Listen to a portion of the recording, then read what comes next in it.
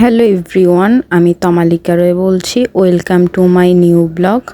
আজকে বাহিরের কিছু সুন্দর ভিডিও দিয়ে ভিডিওটা শুরু করলাম। আমার বাহিরের পরিবেশটা অনেক বেশি ভালো লাগছিল আজকে।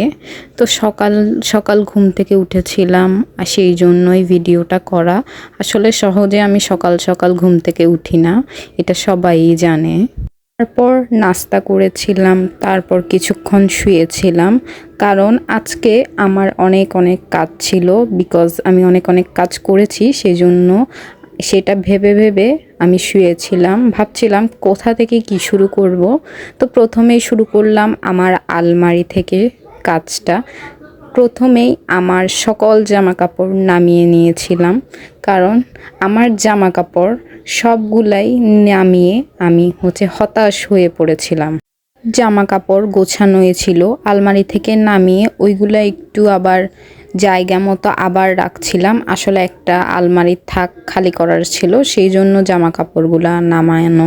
গোছানো জামা কাপড়গুলা নামিয়ে আবার আলমারিতে রাখতেই আমি পুরো হয়রান হয়ে গিয়েছিলাম, কারণ আমি একটা অলস, সেজন্য।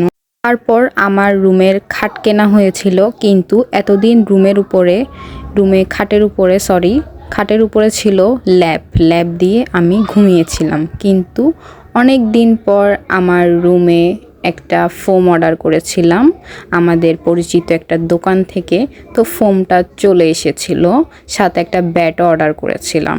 আমি চেয়েছিলাম একটা টপার নেওয়ার জন্য, কিন্তু আঙ্কেলের পরামর্শে আমি টপারটা আর নিই নাই। আঙ্কেল বলছিল যে টপার নিলে নাকি অনেক বেশি গরম লাগবে, টপার নেওয়ার দরকার হচ্ছে এসিওয়ালা ঘরে।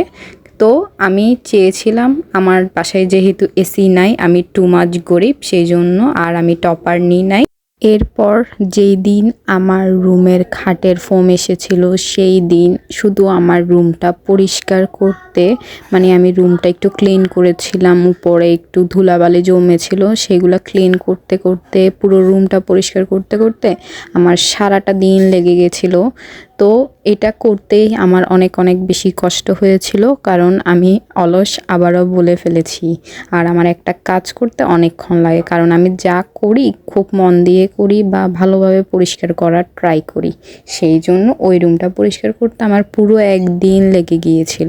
অনেক বেশি কষ্ট হয়েছিল ভাই আমার রুমটা পরিষ্কার করতে, আমার যেটা মনে পড়লে আমার এখনও কষ্ট হয়। তারপর সন্ধ্যায় গিয়েছিলাম বৌদির সাথে কোনো একটা কাজে, যেই কাজের কথা এখন আর আমার মনে নাই। ও আচ্ছা, আমরা একটা দোকানে গিয়েছিলাম, তো রাস্তায় দেখছিলাম একটা ফুচকাওয়ালা নানাকে।